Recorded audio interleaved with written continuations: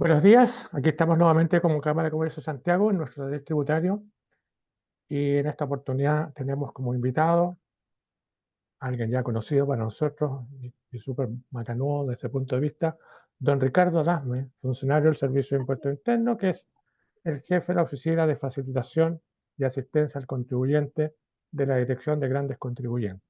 ¿Ya? Sin más preámbulos, porque nos interesa saber todo lo que viene en las novedades de la operación renta, le dejamos el escenario a don Ricardo. Ricardo, por favor, adelante. Muchas gracias, don Adolfo. Hernán, buenos días. Primero, excusarme por el retraso en la charla. Tuve un pequeño inconveniente la semana anterior, que era la fecha original que habíamos fijado para esta reunión. Así que presentarle mi excusa al equipo de la Cámara y a las personas que ya se habían inscrito, y tuve algunos reclamos ahí por interno que me decían: oye, pero si era hoy día, ¿qué pasó? ¿Qué pasó? Bueno, lamentablemente hay un pequeño inconveniente. La reunión de hoy día, como decía don Adolfo, es básicamente para conversar las modificaciones de la operación renta de la T2024. Habíamos adelantado algunas cosas cuando tuvimos la reunión de las declaraciones juradas en marzo, hacia finales de marzo, y nos habíamos comprometido a esta segunda charla donde íbamos a conversar un poco más respecto a lo que se modificó en el formulario 22. Entonces, como decía don Adolfo, como lo importante acá son los temas, les comparto la presentación. La presentación les la vamos a hacer llegar a la cámara junto eh, con un ejercicio que quiero que revisemos hacia el final, para que lo puedan compartir con aquellas personas que estén interesadas en tenerlo.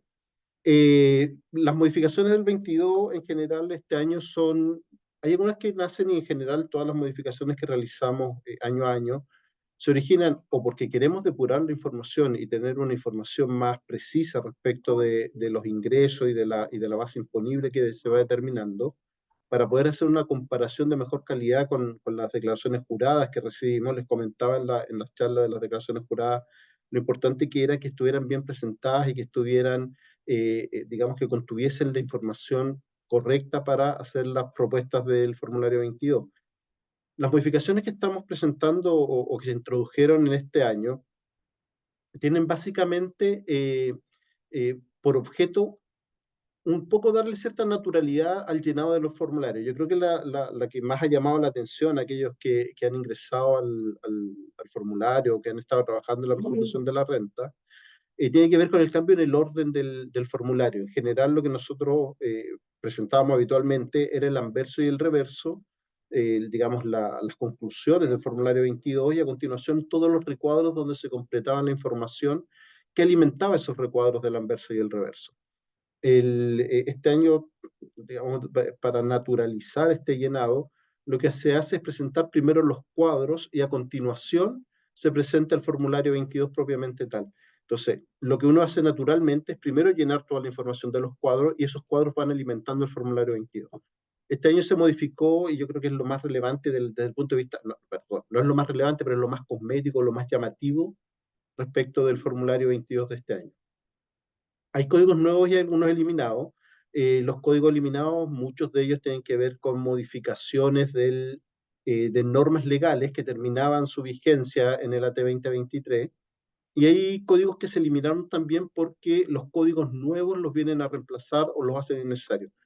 Tuvimos un reordenamiento también del formulario 22, el formulario creció bastante, y de hecho yo hacía el comentario en otras reuniones que hemos tenido, que si hoy día tuviésemos que imprimir el formulario 22 como se hacía años A, ya no sería ya no nos cabría en una plana. O sea, ya no es anverso y reverso, ya tendría que ser un pequeño folleto prácticamente donde el contribuyente tuviese que completar su información. Ya crece y crece la factibilidad y esta maravilla de la tecnología, y digamos, el importante avance que ha tenido todos los medios electrónicos en el cumplimiento tributario de los contribuyentes nos ha permitido ir mejorando y obteniendo la información. Tenía un formulario del año 73 que me llegó el otro día, lo iba a incluir en la presentación para que vieran cómo ha cambiado, y se me fue a agregarlo, pero anda dando vueltas en las redes. Yo creo que más de alguno lo ha visto, este formulario del año 73, y era básicamente como el de Condorito: cuánto ganó, cuánto gastó, cuánto le quedó, y listo. Era básicamente una cosa muy, muy, muy sencilla en comparación con lo que tenemos hoy día. Se habilitan algunos códigos que el año pasado estaban bloqueados básicamente porque era el año pasado era el primer año que entraba o que estaba vigente esa norma y que por lo tanto este año ya puede entrar un saldo de arrastre, por ejemplo.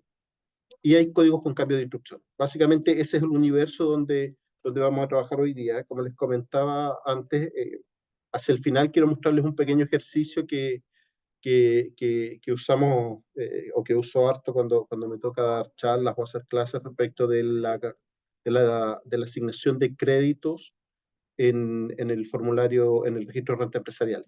Ya hemos encontrado muchos problemas con la asignación de crédito, entonces queremos un poco masificar y hacer una presencia más fuerte respecto de ese tema que podría eventualmente generar alguna contingencia a los contribuyentes. ¿Ya? Como les decía, lo primero es este reordenamiento dentro del formulario 22. Presentamos primero los cuadros y a continuación el formulario. Como les decía, es muy natural o el llenado correcto del formulario pasaba por completar los recuadros primero y después cada recuadro le decía este monto, trasládelo al código tanto, línea tanto, este monto, trasládelo. Entonces, hoy tendemos o entendimos que lo natural es primero llenar los recuadros y a continuación llenar el formulario propiamente tal, y ese es el origen de esta modificación. Es lo que más llama la atención, digamos, cuando uno ve el nuevo formulario. ¿Qué pasó con estos otros códigos? Muchos códigos los pasamos a líneas únicas. Si se van fijando, por ejemplo, acá solamente los impuestos anuales a la renta tenemos hasta la línea 84. Eh, le insisto, o sea, el formulario ha crecido mucho, muchas líneas se fueron modificando y fueron pasando, en lugar de tener estos dos códigos, el 911 y el 913, que se totalizaban en un tercer código, lo que se hizo fue habilitar una línea para cada uno de estos montos. Entonces, en la línea 71, por ejemplo, va a estar la diferencia de impuesto adicional y en la línea 72 va a estar la tasa adicional del 10% de impuesto adicional. Entonces ya no vamos a necesitar el código de totalización. En el caso que está arriba en el ejemplo, en la línea 15 teníamos el código 166, el 907 y un código que totalizaba que era el 764. Hoy día cada uno de estos códigos va a tener una línea propia y este código de totalización va a desaparecer, que era una de las razones por las que les comentaba antes que habían códigos que ya se iban a eliminar del formulario 22. Unos porque terminaba la vigencia y otros por este reordenamiento del formulario 22. ¿Ya? Eh, bueno, aquí vamos a ver los cambios mayores, digamos. A ver, se elimina el código 1774 porque este retiro único y extraordinario de fondos provisionales, que eran los famosos retiros de AFP, ya para el AT 2024 no existen. Ya los últimos retiros que se hicieron fueron durante el año 2022. Recuerden que esta ley del 2021 permitía retirar, si mal no recuerdo, hasta 6 meses después que se promulgaba la ley. Por lo tanto, algunos que retiraron hacia el final pudieron haber estado dentro del 2022 haciendo retiro para el AT 2023. Por lo tanto, este año ya no hay retiros que se puedan imputar a este código y por lo tanto el código se elimina. Todos estos códigos que aparecen en la segunda imagen, el 764, 766, se eliminan porque cada una de las líneas o cada uno de estos códigos tiene línea individual, que era lo que comentábamos antes. Por lo tanto, estos códigos totalizadores ya no van a ser necesarios. Eso hace digamos, que el formulario crezca significativamente hacia abajo. Como les decía, hoy día sería prácticamente imposible de imprimir. Otro cambio grande que se hizo fue en el recuadro 4 de enajenación de acciones y derechos sociales y se eliminaron todos los datos del número de acciones, del costo tributario actualizado y solo se consignaron dentro del recuadro 4 lo que era el mayor y menor valor obtenido. ¿Ya? Existe el asistente de acciones, tenemos las DJ que nos presentan las corredoras respecto del movimiento de acciones y de otro tipo de instrumentos. Entonces se consideró que la información era redundante y muchas veces significaba errores de llenado para el contribuyente que generaban observaciones que al final eran básicamente justificarlas.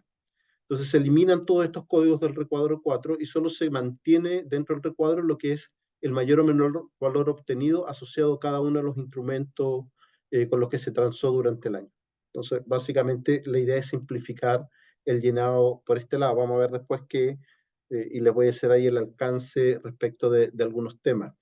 En el recuadro 7, ingresos diferidos y saldos pendientes de imputación, también todo lo que tiene que ver con el ex artículo 14 ter letra. Recuerden que cuando pasamos en el 2016 del régimen general que existía en ese momento a los regímenes del 14 letra A, de renta atribuida, y 14 letra B, de semi-integrado, que estuvieron vigentes hasta el 2019, muchos contribuyentes pasaron del régimen general al 14 ter. En ese momento el 14 ter parecía resultaba una muy buena opción para contribuyentes que no fueran muy grandes, pero el 14 ter le trae un régimen de renta atribuida, por lo tanto, los contribuyentes que traían utilidades que estaban emposadas en la empresa, que no habían sido retiradas, tenían la opción de tributar esas utilidades hasta en 6 años. Esos 6 años terminaron en el 2023, por lo tanto, el AT 2023, por lo tanto, ya para el AT 2024, este ingreso diferido pendiente de tributación no existe.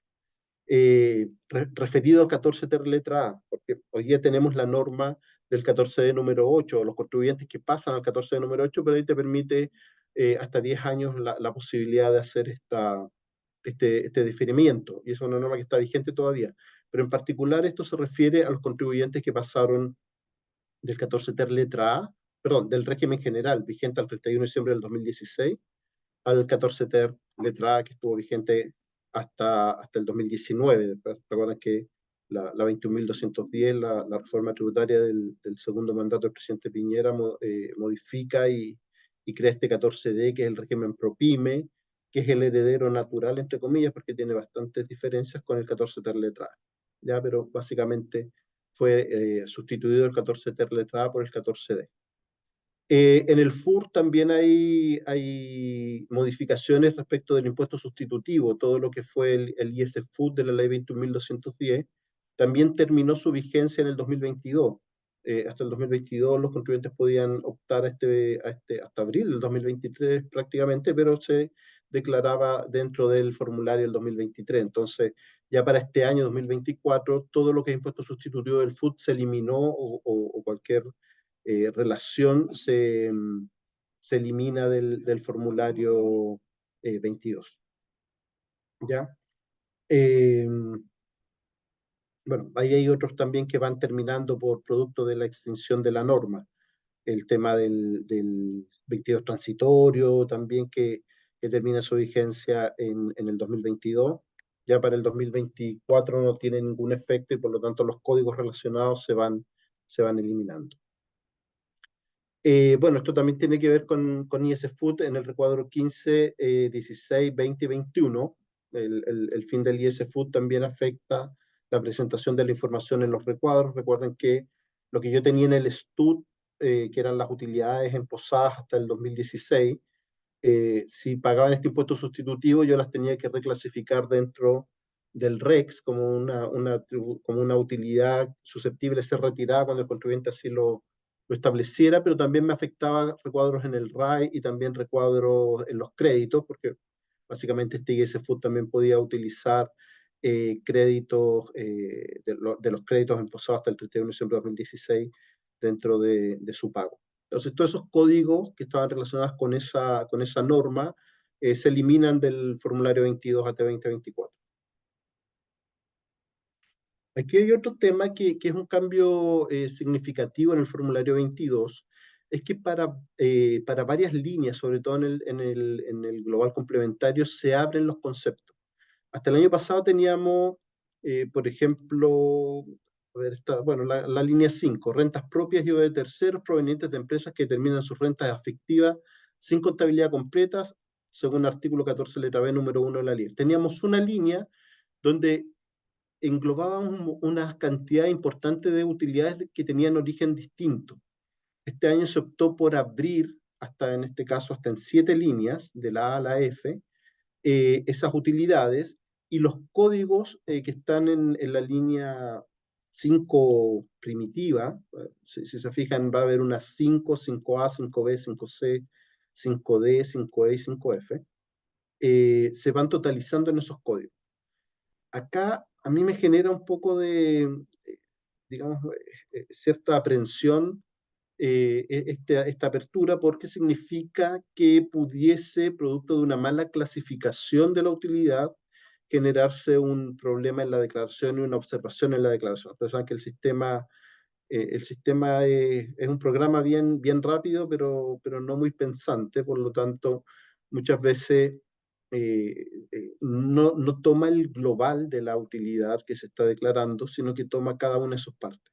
Si usted tuviera una renta por arrendamiento o de un bien raíz agrícola o no agrícola que debería ir en la letra 5A y la declaran como una renta por participación o cuotas de comunidades, en la 5B, el sistema no va a entender que ese monto debería ir en la 5A y no en la 5B, sino que simplemente va a decir que no declararon rentas en el 5A o que no tenían rentas o créditos respecto del 5B. Y pudiese generar alguna observación producto de una mala clasificación de la utilidad. Nos pasa bastante en la DGC, que es donde yo trabajo, que muchas veces tenemos problemas con las donaciones, no porque el contribuyente no haya hecho las donaciones, sino porque las clasificó mal en el recuadro número 8. Eran donaciones culturales y las puso como sociales. El monto está bien, el crédito, o sea, los beneficios tributarios que tienen son iguales, 50% crédito, 50% gasto, los topes pueden variar, los topes individuales, pero el sistema lo que dice, oiga, usted no hizo donaciones culturales, usted me está declarando una donación que no aparece informada, pero si tengo una donación social por el mismo monto que él no está llenando. Entonces, ahí hay que tener ojo que esta apertura de los códigos no vaya a generar algún problema porque no clasifiqué bien la renta en la línea que me correspondía, ¿ya? Pero básicamente abrimos estas líneas para poder hacer la comparación con las DJ. ¿Ya? Esta información que recibíamos y que quedaba englobada en un solo código muchas veces no nos permitía hacer un cruce preciso respecto de información de tercero y terminaban observadas algunas utilidad o algunas declaraciones producto de este mismo hecho. Se optó por abrir las líneas, pero les pido sí que tengan la precaución respecto de hacer un llenado correcto de estos montos. Ok, bueno, acá seguimos con los códigos nuevos, se van abriendo. Por ejemplo, en la línea 84 el PPM se abre. Antes teníamos solo un código que era PPM, y ahora tenemos el PPM por el artículo 84, el PPM segunda categoría, el PPM voluntario. Entonces ahí hay que tener harto cuidado de cuál es el código que efectivamente o cuál es la línea que efectivamente tengo que completar con la información para evitar una contingencia o una observación o que se observe el formulario 22 producto de esto. ¿Ya? Eh. Ok, recuadros.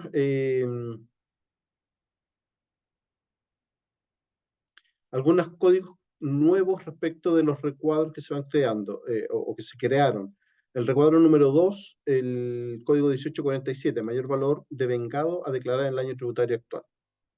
La enajenación se debe tributar en base percibido, pero puede existir la posibilidad de que se quiera declarar en caso de vengado. Ya el recuadro 2. Ya, básicamente este tema de la enajenación de derechos sociales o de bienes raíces que está en el 17 número 8, donde le permite a las personas naturales hacer reconocer el ingreso en base de vengado. ¿Qué significa en base de vengado? Que si yo tenía el activo por cierta cantidad de años, podía hacer una reliquidación de mi impuesto global complementario en función digamos, de esa tenencia. El tema de enajenación de bienes raíces y derechos sociales es un mundo bien particular. O sea, cuando les toque tributar producto de ese tipo de rentas, vean bien y busquen una buena asesoría respecto de cómo hacer o de cómo optimizar ahí la carga tributaria respecto de esa enajenación que vayan haciendo. Las donaciones, bueno, en el recuadro 8, que es el recuadro de donaciones, se crea el código 1911 por las donaciones de bienes inmuebles en apoyo al plan de emergencia habitacional. La ley también la comentamos cuando hablamos de la reforma, de las modificaciones de la declaración jurada, la 20.450, que crea este título octavo bis en el decreto ley 3.400, fracción. Se me fue el número del decreto ley, pero lo conversamos en el tema de las TJ. ¿Ya? El recuadro 22, que es el 22, es para el D8, gasto aceptado por donaciones. Inicialmente ProPyme no podía generar donaciones, hoy día eso se modifica con la ley 21.440 y por lo tanto se genera un código donde los contribuyentes del ProPyme puedan hacer o consignar estos gastos por donaciones. Esta norma también es este código nuevo, el 106, perdón, línea 106, código 1915, se creó pues, de lo último que salió, básicamente. La versión original de la presentación no estaba consignado esta lámina, esta reseña, sino que simplemente había un video bien simpático que decía que prontamente les informaremos cuál es el código. Bueno, este es el código, el 1915. El proyecto de beneficio tributario, esta es la norma que se promulga el año anterior, lo comentamos también con el tema de las DJ, donde en busca de reactivar el mercado de la construcción, la industria de la construcción, se genera un beneficio tributario para las personas que adquieren bienes inmuebles no agrícolas, digamos bienes para uso habitacional, respecto de un nuevo beneficio que juega también en paralelo con el 55 bis y con esta tercera norma, bueno, el 55 bis o la ley del gobierno del presidente Frei Ruiz-Tagle, nunca me acuerdo de la ley, esta ley que estuvo vigente con la crisis asiática y que básicamente le permitía rebajar parte del dividendo pagado producto de compra de viviendas, que fue una ley que tuvo un plazo bien acotado de vigencia, básicamente creo que fue del 96 al 2000 o del 98 al 2000, respecto de las compras que se hacían en ese periodo, y en paralelo por ese mismo momento, en esa misma época, aparece el 55 bis, que es el que está vigente hasta hoy día, que es el que todos conocemos y el que la mayoría utiliza para rebajar los intereses asociados a créditos hipotecarios, o créditos con garantía hipotecaria, como lo llaman habitualmente o como correctamente debería llamarse.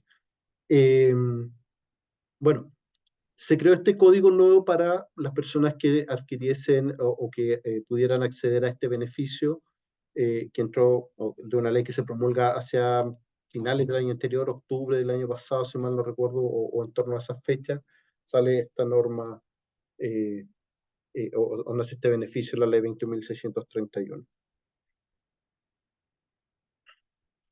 Códigos habilitados. Les comentaba que había una tercera etapa que era la de los códigos habilitados, que eran códigos que hasta el año pasado estuvieron bloqueados. Por ejemplo, en el caso del REX, el remanente de ejercicio anterior o saldo inicial reajustado, saldo positivo de rentas con tributación cumplida, se habilita este año el saldo del ejercicio anterior. Eh, el año pasado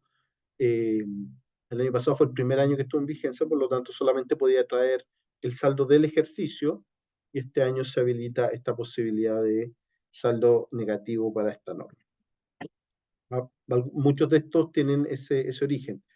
Se habilitó también en el recuadro 24. El recuadro 24 es el del pago de préstamos solidarios, este beneficio que tuvieron durante la pandemia de solicitar un crédito que se pagaba en 4 cuotas, que fueron 2 créditos o 2 préstamos que se hicieron. Entonces, este año se habilita un saldo pendiente cuota año anterior respecto del préstamo del 2021. El 2021, la primera cuota se pagaba el 2022 hasta 2023, y por lo tanto hoy día de 2024 podría haber un saldo pendiente del año anterior. Hasta el año pasado, que era la primera cuota o el primer año que se pagaba, no existía la posibilidad de que este código tuviese movimiento, por lo tanto estaba bloqueado. Este año se habilita. No, bueno, acá también el recuadro 1, el recuadro 1 es el recuadro de los honorarios. Todos quienes emiten boleta o emitimos boleta, completamos este recuadro, y también se incorpora un código nuevo, perdón, dentro del código 872, porque este es un cambio de instrucción, se incorpora digamos, estas donaciones que se hacen al amparo de la ley 21.450. Ya básicamente este código que ya existía, hoy día también sirve para declarar ese tipo de donaciones. ¿ya? Y en el código 10, en la línea 10 del código 1032 se elimina la instrucción de los ingresos por enajenación de bienes raíces. Tienen códigos 1890 y 1891. Se crearon dos códigos nuevos para consignar esta información. Por lo tanto, se cambia o se modifica la instrucción de esta bolsa, que en realidad otras rentas de fuentes chilenas afecta global o adicional, que es básicamente lo que no cae en otro código, colóquelo aquí, que es un poco como el 20 número 5 de todo lo que no sea o no esté, o el 60 inciso primero en el caso del adicional. Si no hay una norma particular y es renta fuente chilena, entra acá. Pague por el 60 inciso primero. Acá esta línea era también un bolsillo de payaso, como dicen habitualmente. Lo que no entraba en otra línea, colóquelo aquí. Ya ahí se modifica la instrucción respecto a ese código. Los seguros totales de vía tienen ahora un código nuevo, por lo tanto también se elimina la instrucción de registrarlos en el código 832. En la línea 94, código 833, las retenciones por actividad minera tienen su propio código ahora. En la línea 103, las rentas esporádicas tienen código nuevo. Se crearon varios códigos y eso incidió en que hubiesen cambios y modificaciones en las instrucciones de otros códigos. Ya, de nuevo, les pido que cuando les corresponda actuar en función de estos códigos, sean cuidadosos con el llenado de la información. Básicamente estos cambios uno está muy habituado y va haciendo cosas muy mecánicamente. Esto que llaman como la memoria muscular, que uno lo va haciendo ya casi por inercia. De repente con estos cambios nos modifican y nos mueven un poco, digamos, ese tema. Por lo tanto, hay que tener ojo porque pudiesen generarse situaciones y todos los que estamos en este mundo, la contabilidad y en el mundo tributario, uno tiene como esa máxima que, oiga, pero es que siempre lo hemos hecho así y eso como que tiene una vida útil bien acotada, pues, o sea, tiene bien poca duración. Sobre todo en el mundo tributario que tiene tantas modificaciones, tanto legales como de instrucciones. Por lo tanto, hay que tener harto ojo año a año cómo estas modificaciones pudiesen afectar los software que usamos o que usan en realidad. Yo no participo de eso, pero los software que usan hayan recogido bien estas modificaciones, sobre todo en este caso de las instrucciones, que no vaya a ser que terminen duplicando algún ingreso, algún crédito, o que lo declaren en un código que no va y eso les pueda generar una observación que al final es simplemente pega administrativa para todos. Eso es básicamente las modificaciones del formulario 22 que tuvimos este año. La segunda parte de la presentación es básicamente hablar del asistente de arriendo. Entendemos que esta es probablemente una de las modificaciones, no sé si la más importante este año, pero sí es una de las que tiene puede tener un impacto más amplio dentro del mercado. Ya hay mucha gente que tiene inversiones en bienes raíces y que los ha ido arrendando y que hoy día se encuentra con que producto de esta modificación de la 21.420 tienen que entrar a tributar por la tenencia de estos bienes raíces. Ya hay en estos, digamos, en este mes, ya más de 15 días que llevamos de la operación renta y desde finales de marzo prácticamente, yo creo que todos hemos tenido hartas llamadas de amigos, de conocidos, que nos van preguntando para interiorizarse respecto de estos arriendos. Me preguntaba un amigo en algún momento, me dice, oye, yo tengo un departamento desde el año 2000, voy a tener que pagar desde el año 2000 por los arriendos que tuve. Y dice, mi querido amigo, le dice yo, usted es un profesional, ¿cómo tampoco, digamos, expertise en este mundo de los impuestos, que debería, yo creo que ser parte de la malla de cualquier colegio, enseñarle a los chicos de impuestos, pero no, básicamente era desde la renta del 2023, que es cuando entra en vigencia esta norma. Pero hay harto tema ahí, me decía algún colega, algún amigo, en realidad me decía, oye, pero esto de los dos que son de FL2 que quedan exentos, da lo mismo, no, la norma dice, la ley dice que los dos primeros son los que están exentos, por lo tanto, lo que corresponde acá es que sean los dos más antiguos, es lo que está considerando el sistema. Los dos primeros que se registraron son los que el sistema está considerando como los primeros DFL2 que quedan exentos del digamos, quedan comprendidos dentro de la exención que nace la 20.420. Vamos a ver un poco cómo se ha modificado este tema de la ley. La ley 21.420 fue la ley de financiamiento de la PGU. La 21.419 es la PGU, la Pensión Garantizada Universal, que sale hacia el final del gobierno del presidente Piñera, es su segundo mandato. Y la 21.420 sale al ladito para financiar esa norma. La 21.420 también es la responsable de que los servicios queden grabados con IVA a contar del 1 de enero del 2023, con una ventana bien grande para las sociedades de profesionales, aun cuando tributen en primera categoría, que yo creo que fue una exención que sirvió bastante a muchos contribuyentes, pero dentro de esas normas también el impuesto al lujo también está en la 20.420, y una de las normas era esta limitación respecto de los DFL2. Teníamos el tema de la tributación de bienes raíces, da como para escribir un libro. Yo creo que debe haber más de algún libro respecto de este tema, porque respecto de la enajenación y respecto de las rentas generadas por la tenencia de bienes raíces, las normas han ido modificándose sistemáticamente. O sea, teníamos esta norma que a contar del 1 de noviembre del 2010 permitía que dos bienes raíces de FL2 quedaran exentos, pero todos los que se habían comprado antes mantenían el beneficio. Y ahí había gente que tenía 8, 10, 12, 15 departamentos comprados antes del 1 de noviembre del 2010 y que seguían siendo un ingreso no renta para estas personas. Pero a los que comprasen a contar el 1 de enero, 1 de noviembre del 2010, estaban limitados a a los dos primeros, digamos.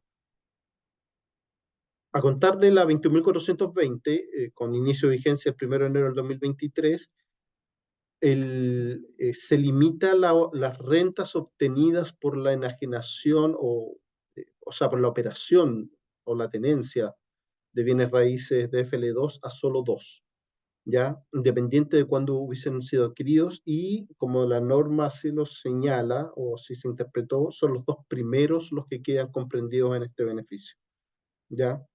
Eh, entonces ahí uno tiene que ver, pues, o sea, me he encontrado con situaciones bien particulares. Me decía un amigo que había comprado dos departamentos casi al mismo tiempo, que uno arrendaba y el otro se lo había cedido al hijo, que él, en el registro, en el conservador de bienes raíces, había quedado registrado primero el que le había cedido al hijo y segundo el que arrendaba. Entonces, él ya tenía algunos anteriores, por lo tanto, él decía, ya, tengo el que vivo, tengo el que cedí a mi hijo y tengo el que arriendo. Pero él entendía que el que arrendaba era el segundo y el que le había cedido al hijo era el tercero.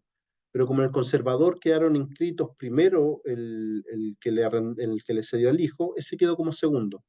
Entonces los que estarían exentos sería el que él usa y el que le cedió al hijo, y el que arrienda sería el tercero que está grabado. Y fue básicamente por la fecha de inscripción, porque él me decía que él tenía la duda respecto de cuál de los dos había sido primero, porque habían sido muy similar, o sea, en periodos de tiempo muy acotados, y esa fue la situación. Pasaba, y yo creo que ustedes conocen esa historia, de gente que compraba dos o tres departamentos en un periodo de un mes prácticamente, antes de que saliera la deuda digamos, está consolidado de los bancos. Entonces, con la misma renta original, compraba tres departamentos y después los arrendaba, jugándosela con que el arriendo le iba a ir cubriendo ese gasto. Entonces, en esas situaciones donde tienen dos o tres activos que están comprados muy cerca, lo que manda acá es la inscripción en el registro, y esa es la información que nosotros hemos recogido para establecer cuál es el orden de los activos o de los bienes que tienen los contribuyentes. Hay otras situaciones como arriendos de estacionamientos o arriendos de bodega, que en realidad siempre debieron haber sido renta. Yo eso, alguien me comentó en algún momento, me decía que ahora los estacionamientos también tenían que pagar, pero sí, eso siempre debió haber pagado, sino que yo no conozco ninguna exención respecto de un bien raíz no agrícola, como es el estacionamiento, más allá del DFL2, y el DFL2 es para bienes para habitacionales, entonces me queda como la duda si efectivamente esto de los estacionamientos o bodegas es un tema era un tema que nacía ahora o un tema que siempre debieron haber pagado y que simplemente no había una forma clara de controlarlo y de gestionarlo. Y muchas veces también por la materialidad de los montos, ya sabes que recursos escasos y necesidades múltiples y crecientes obligan a priorizar y a gestionar los recursos que se tienen y por lo tanto muchas veces las horas de fiscalización se invertían en temas que fuesen más relevantes, pero la verdad es que el tema de los arriendos de estacionamiento siempre me pareció que es una renta que siempre debió haber tributado, ¿ya? Entonces, básicamente, esta era la historia de cómo tributaban los DFL2. Lo que nos convoca y lo que nos releva hoy día es que a contar del 1 de enero del 2023, los DFL2 sobre el tercero están afectos por las rentas efectivas que nazcan de la operación o de la tenencia de ese tipo de activos. También hay que hacer el hincapié que es renta efectiva, o sea, si el departamento no se arrendó, si el departamento estuvo arrendado por una fracción del tiempo, por una cantidad de meses, y no por el año completo, es la renta efectiva la que se graba, ¿ya? Vamos a ver el asistente. eh, la verdad es que a mí me parece bastante bueno el asistente que se armó, puede tener por ahí algún defecto, alguna situación, algunos problemas que nacen en el origen de la información. Otro de mis conocidos que me llamó en este periodo, yo sé que este mes es cuando más nos llaman a nosotros, pero él decía que por último va a escuchar a los amigos una vez al año, no importa que llamen para preguntarnos. Me decían que tenía un bien que no aparecía y se había dado cuenta, era un departamento que iba a comprar en el año 2000, tenía las escrituras, tenía todo, pero se dio cuenta, producto del asistente, que no había sido inscrito en el registro, en el conservador de bienes raíces, que no se había inscrito el departamento, tenía todo, de hecho ya eran 23 años que llevaba, digamos, en propiedad ese departamento, pero nunca estuvo inscrito su nombre. Me llamó la atención porque me imaginé que por el tema de las contribuciones debió haberle saltado en algún momento. Pero puede que él me hiciera un departamentito chico, y dije, bueno, a lo mejor estaba exento de contribuciones y nunca fue un tema que le llamara, digamos, la atención, pero también pueden haber problemas de ese tipo. Vamos a ver que hay opciones en el mismo, en el mismo, en el mismo asistente para ir solucionando esos problemas. Estos son los orígenes, o esta es la información que se tomó para alimentar el asistente. Información de evaluaciones, que es la unidad del Servicio de Impuestos Internos que tiene que ver con todo lo que es catastro de bienes raíces, determinación de avalúo, el mismo cobro de las contribuciones, todo eso lo ve la unidad de evaluaciones, la subdirección de evaluaciones, la dejó 1897, la 1835 de arriendo, y información histórica que tenía el servicio respecto de años anteriores o de declaraciones juradas anteriores eh, que pudiesen, digamos, servir o alimentar esto. Recuerden siempre, y creo que es súper importante que tengamos claro la situación, que el asistente no es ley grabada en piedra, o sea, es editable, es manejable, se pueden modificar los datos, se pueden cambiar. Si hay una propiedad que aparezca que ustedes no reconozcan, simplemente dentro de las opciones aparece una opción que dice, no reconozco esta propiedad no es mía, y ustedes la marcan como no suya, puede que la hayan vendido, un poco lo que le pasó a mi amigo y que nunca se haya hecho la inscripción, por lo tanto, todavía aparezca su nombre. A mí todavía me llegan correos y cosas de una casa que vendí hace un montón de tiempo, entonces, eh, no precisamente del servicio ni de contribuciones, pero sí de cuentas y cosas por el estilo.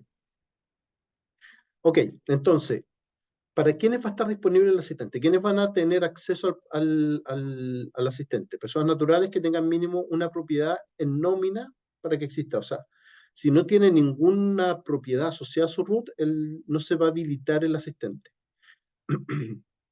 estará habilitado directamente en navegación de formulario 22 cuando el contribuyente tenga, o sea, dos propiedades habitacionales, una o ambas no sean de FL2. ¿Ya? O sea, ahí en general, como les decía, si no es de FL2, el contribuyente debería tributar, pero puede que estén marcadas como no de FL2 y el contribuyente las reconozca o tenga antecedentes de que sí son de FL2. Entonces ahí pudiese también activarlo en navegación del formulario 22. Cuando está en el formulario 22, habilitar e ingresar a este navegador. Tenga tres o más propiedades, independientes si son de FL2 o no. ¿Ya? Si tiene tres propiedades y las tres son de FL2, entonces por lo menos debería tributar por una. Posea 5 más propiedades con destino bodega y 7 más propiedades con destino estacionamiento. Se encuentra informado en DJ 1835, 1897 con ingresos de propiedades no acogidas de FL2.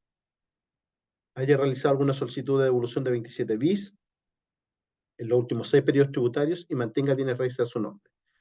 Respecto de los empresarios individuales y personas jurídicas que tengan al menos una propiedad en nómina para que exista asistente, no debe tener actividad constructora, inmobiliaria, banco, administrador de fondos de pensión, compañía de seguro, fondos mutuos, básicamente porque muchas digamos, de estos rubros tienen dentro de su activo realizable, entre comillas, estos de FL2. O sea, las constructoras y las inmobiliarias obviamente forman parte de las propiedades que están vendiendo.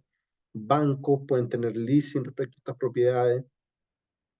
Las administradoras de fondos de pensiones pudiesen también tener algún tipo de operatoria con este tipo de bienes.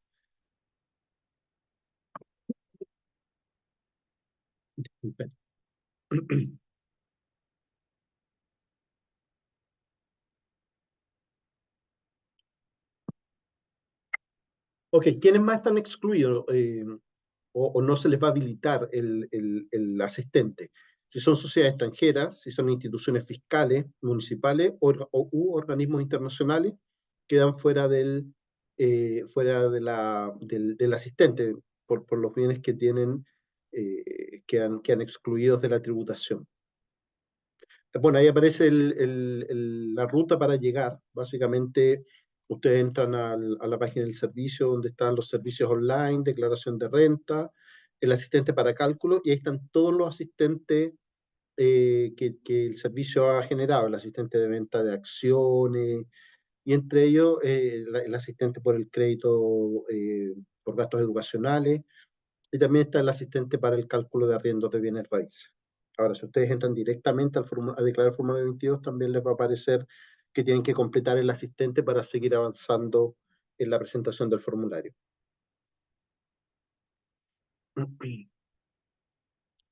Eh, les voy a mostrar así a grandes rasgos el asistente. Me voy a ir parando en lo que resulte más relevante. Ya básicamente, respecto de la navegación, la información que se recopiló y de dónde se obtuvo. Esta es, digamos, la primera página que ven los contribuyentes con las advertencias y de dónde se sacaron o de dónde se obtuvo la información para completar el asistente. Y ahí, bueno, le da volver o comenzar con el asistente propiamente tal. El asistente les va a mostrar todas las propiedades que tienen, que aparecen asociadas al contribuyente, el rol, la comuna, el destino que tiene, y ahí existe una columna que es del giro, donde empresarios individuales pudiesen decir que esa propiedad está contenida dentro del giro de su negocio. Ya, como habla acá, o este en particular está destinado a personas natural chilenas, el empresario individual o sea, pudiese tener ese bien formando parte de su negocio. Básicamente del giro se refiere a eso. Tipo de uso de operación, bueno, ahí se despliega una lista que vamos a revisar y que tiene entre las opciones una que está cedida, una que es en la que vive y la otra que me parece bien relevante es la que dice relación con que no reconozco esta propiedad como mía, ya esta propiedad no me pertenece o yo no soy el dueño de esta propiedad que aparece en este listado. El RUT del arrendatario usufructuario, la cantidad de meses o fecha de transacción que que lleva arrendada y el ingreso anual actualizado. Y vamos a ver que el ingreso se va haciendo también, se va desplegando una nueva ventana para hacer ese llenado. Bueno, acá básicamente mostrar un poco una de las funciones que es bien interesante y que yo relevo harto cuando converso y cuando me ha tocado hacer este tipo de presentaciones es la posibilidad de unir roles, ya que es la segunda columna que aparece marcada, que básicamente mucho arriendan el departamento con la bodega y el estacionamiento.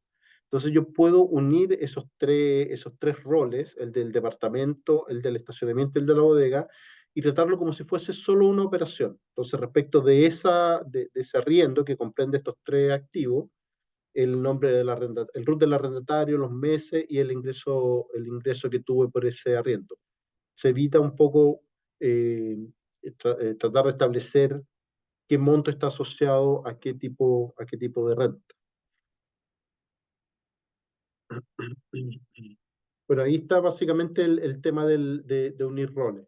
Ya eh, en este caso, estos cuatro roles quedaron unidos en una sola línea y se opera como si fuera solo un contribuyente.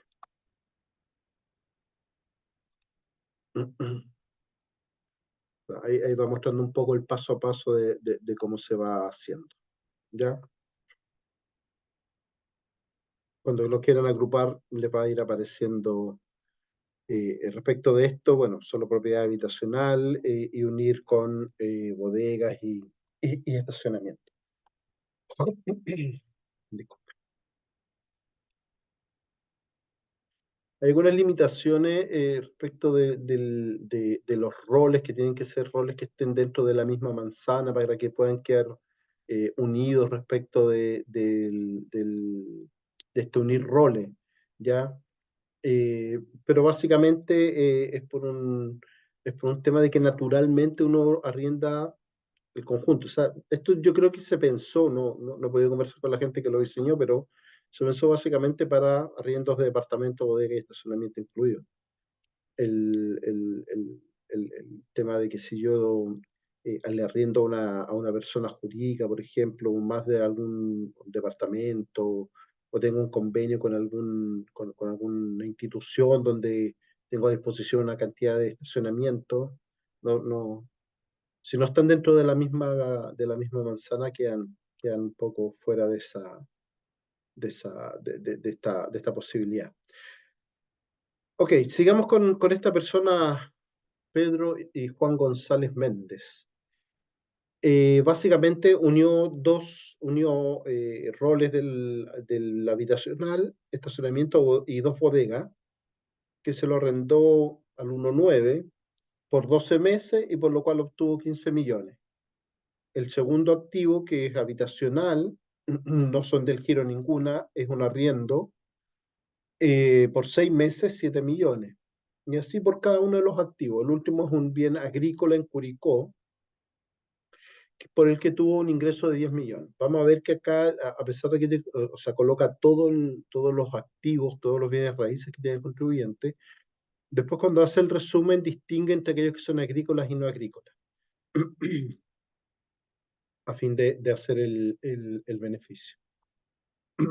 Disculpen. Aquí yo puedo ir editando datos de la propiedad. Ya, como les decía, en general la propiedad es el asistente y el formulario 22 también. Conversábamos antes de empezar la reunión que muchas veces uno envía y aprieta enviar y sin mirar el formulario 22, a pesar de que al final el último clic que hay que apretar básicamente lo que te pide es que confirme bajo juramento que la información que se está enviando corresponde efectivamente a la del contribuyente y que no hay ningún problema. Todo esto es editable, todo esto es cambiar. Si el bien dice que es agrícola y usted saben que es no agrícola, porque hubo un cambio por alguna condición, ustedes pueden cambiar la naturaleza de ese bien de agrícola a no agrícola, o a la inversa, de no agrícola a agrícola, cosa de poder hacer que funcione bien. Ahora, esto pudiese generar siempre alguna contingencia respecto de que pudiesen quedar observados, pero siempre es importante que si ustedes hacen el cambio tengan conciencia de que está, digamos, de que tienen los antecedentes suficientes para esa modificación. ¿Ya? Básicamente ese es digamos, la edición del tipo de bien o de las características del bien que está contenido en el asistente. Esto es un poco lo que les comentaba antes. Si pertenece al giro del negocio comercial o no, lo marcan ahí como del giro o no. Y aquí está la opción de ir marcando el tipo o el destino que se le da a este bien raíz. Si está en arriendo, arriendo moblado, si es de usufructo, se lo entregaron usufructo, si es de uso personal, si hay una cesión a título gratuito, si se aportó a una sociedad, no reconoce la propiedad como propia, que yo creo que también era bien importante que estuviese presente esa opción, pero me decía, alguien me preguntaba en algún momento, ¿qué pasa si yo no, si aparece una propiedad que yo no la reconozco, que no es mía o que yo ya la vendí hace mucho tiempo? Bueno, ahí está la opción dentro del tipo de operación de no reconoce propiedad como propia. ¿Ya? Por lo tanto, ahí estaríamos a salvo de esa condición. Después vienen los datos que hay que llenar respecto del arrendatario y de la cantidad de meses que se tuvo arrendado el bien. Y finalmente el ingreso del arriendo. Acá se despliega este asistente o este subasistente donde se ingresan a valor histórico los arriendos mes a mes y el sistema lo actualiza y completa ese recuadro con el monto actualizado, ¿ya? Pero acá es importante que tengan claro, dice, debe completar ingresos mensuales sin considerar factor de actualización por IPC, por concepto de arriendo o usufructo. Estos montos se traspasarán a códigos de formulario 22 en caso que así corresponda, ¿ya? Eh, Valor histórico, sin considerar factores de actualización porque pudiesen estar haciendo una duplicación del monto. Si ustedes tienen una propiedad que no aparece en el listado, también pueden agregar, así como podían renegar o negar una propiedad que aparece, también pueden agregar otra. Y vuelvo a hacer digamos, el énfasis en que al final la propuesta que hace el servicio es una propuesta. Los responsables finales de la información que se envían son los contribuyentes. Por lo tanto, es importante que ustedes cuando llenen el formulario, cuando lo envíen, tengan conciencia de la situación. Nos pasó hace poco con un contribuyente que presentó mal una declaración jurada. Por error repitió la columna de sueldos en la de retención voluntaria. Entonces apareció un contribuyente que, por decir algo, le habían pagado 12 millones de sueldo y había pedido una retención voluntaria de 12 millones. O sea, era como si todo lo que me pagaron, yo pedí que me lo retuvieran y lo enteraran en arcas fiscales como un PPM. Eh, y claro, eso nos llamó mucho la atención cuando empezamos a ver devoluciones muy significativas respecto a estos contribuyentes. O sea, es un contribuyente que tiene un monto muy alto o sea, que tiene una devolución muy alta. Imagínense, a estos contribuyentes le aparecía como devolución 12 millones de pesos. Entonces ahí es donde uno tiene que pararse y decir, oye, pero ¿por qué me están devolviendo tanta plata? Claro, llegaron 2 o 3 contribuyentes a la oficina, a las oficinas del servicio, a preguntar por qué les estaban devolviendo tanta plata y no entendían por qué. Y ahí nos dimos cuenta que la información del empleador estaba mala. Nos contactamos con él, lo pusimos en conocimiento del error, rectificó la DJ y eso significó que las propuestas se modificaron, que ese también es un tema bien relevante. Hay que tener cuidado respecto de que la información que se va presentando vía declaraciones juradas se está modificando periódicamente. Durante abril es bien complejo para el servicio por dos casos, por dos situaciones. Una porque nos prescribe, en este caso, la T2021 y tenemos que estar, digamos, corriendo para solucionar y resolver todos los casos y que no se vaya a prescribir algo que no podamos cobrar después. Y lo segundo es porque tenemos muchos llamados y mucha presión de los contribuyentes para solucionar declaraciones juradas que están observadas. Y cuando uno les revisa las declaraciones juradas, a veces están bien observadas y el contribuyente tiene que rectificarlas. cuando el contribuyente rectifica, al informado le llega un correo donde le dice, oiga, uno de sus agentes retenedores modificó la información, verifique que sea, digamos, que esa información esté correcta. Hasta el 20, si mal no recuerdo, se puede modificar el formulario 22 pisando la declaración, pero estén pendientes de esa situación y sean conscientes de que eso puede cambiar. Si ya cambia después del 20, la declaración jurada ustedes ya no la van a poder reenviar, pero va a quedar observada. Entonces ahí ya tienen que esperar hasta junio que se abre el sistema de renta de la T2024 para solicitar que se rectifique el formulario 22 producto del cambio de la información y que se restituyan los montos que pudiesen haber quedado impugnados, pero ya eso es recién en junio, ¿ya? Así que tengan cuidado y ojo respecto de estos días si hay alguna modificación en sus agentes retenedores. Los contribuyentes nos tienen trabajando a full a nosotros para solucionar ese problema y es importante que ustedes también tengan ojo y cuidado respecto de este mensajito que les aparece respecto de si alguno de sus agentes retenedores está observado o del correo que les pueda llegar respecto de que algún agente retenedor modificó la información. ¿Ya? Bueno, acá ustedes pueden agregar alguna propiedad que no esté en el listado y que ustedes digan, oye, esta propiedad debería estar. También hay un detalle acá respecto al porcentaje de derechos, que ustedes lo pueden modificar, no solo en las que tienen, ver un poquito para atrás para que vean acá cuando veíamos la propiedad, un poquito antes. Esto también es un tema que me han preguntado, me dicen, oye, es que yo no soy el dueño del 100%, o yo tengo este bien en conjunto con mi pareja o con mis hermanos. Bueno, acá ustedes pueden modificar el porcentaje que a ustedes les corresponde. Si la propiedad es digamos, de 4 hermanos, cada uno colocará el 25%, si es con su pareja 50 y 50, ahí ustedes pueden modificar en este recuadro el porcentaje que les corresponde respecto de los ingresos que tienen de esa propiedad, ¿ya? Para que lo tengan presente, que también es un tema que me han consultado eventualmente algún contribuyente. Aquí agregan la información de propiedades nuevas. Bueno, todo lo que puede hacer con el asistente. El contribuyente puede decir un error, muestra porcentaje de derechos sobre el bien, la fecha que se de adquisición del bien, si está clasificado como DFL2 o no, las contribuciones pagadas, sobre tasas pagadas, toda esa información se puede modificar. Cuando ya, digamos, el contribuyente considera que terminó el asistente y le da a continuar para avanzar, pueden aparecer mensajes de validación diciéndole, oiga, para el rol 1526, por ejemplo, el ejemplo que está puesto debe indicar tipo de uso o operación. Si se fijan, acá en negro, no sé si lo alcanzan a ver, el 1526 es el último y aparece en opciones, dice selecciones. Entonces, en este caso, él no ha colocado si lo arrienda, si es de uso personal, si está cedido. Por lo tanto, el sistema le avisa que tiene que llenar esa información. Y una vez que la llena y puso que estaba en arriendo, dice, oiga, ahora que me pone que esto está en arriendo, no me puso quién era el arrendatario y los meses que tuvo o que percibió respecto de ese periodo. ¿Ya? Así que ahí también tienen que tener ojo respecto de eso.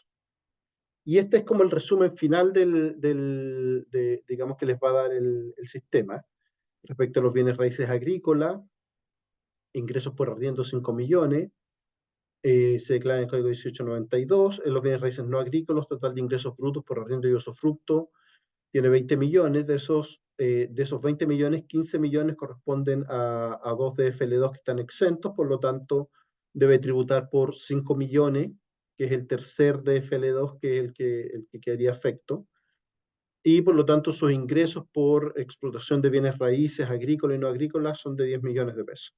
Respecto a las contribuciones disponibles para crédito, bueno, en el caso del bien raíz no agrícola se reconoce como crédito. En el caso de los bienes raíces no agrícolas, también ahí se hace la proporción respecto de aquellos que van a tributar, aquellos por los cuales se va a pagar o cuya base está afecta a impuestos, se puede utilizar la contribución como crédito. ¿Ya? Respecto de los otros, no, obviamente, si no tributan, entonces no tienen derecho al beneficio. Y acá el resumen final, básicamente, de los códigos y del monto a traspasar respecto de las utilidades. Y ahí termina. ¿Ya? Básicamente, como les decía, lo que busca esto es eh, eh, eh, que sea, a ver, los asistentes de renta, disponibilidad del asistente para contribuyentes, el asistente ProPyme, en navegación de renta y en el asistente del cálculo menú. Ahí pueden encontrar el asistente. Los que somos funcionarios lo vemos por la intranet y la renta de intranet. Eso debería haberlo borrado de la presentación, pero bueno, en realidad es bien marginal respecto de la información. Ahí está en el menú que yo les decía, si ustedes entran a servicios online, en declarar renta, declaración de renta, le aparece el asistente para cálculo, está un poquito más abajo en este menú de declaración de rentas que aparece abierto, está un poco más abajo el asistente para cálculo, bueno, está acá al lado. Y aquí, o sea, aquí están los asistentes para cálculo y dentro de los asistentes para cálculo está el asistente de cálculo de arriendo. Estos son todos los asistentes que hay. Y cuando entran en el formulario 22, también le aparece que no han realizado el asistente. Para poder avanzar, tienen que completar el asistente que también se los había comentado antes. Conclusiones, que en realidad son como bien recoge datos de información de base de datos, de evaluaciones, contribuyente que no tiene conocimiento para declarar sus ingresos por concepto de arriendo podrá realizarlo de manera sencilla. Resulte de la aplicación del asistente será posible identificar brechas de declaración de contribuyentes riesgosos para que es posible.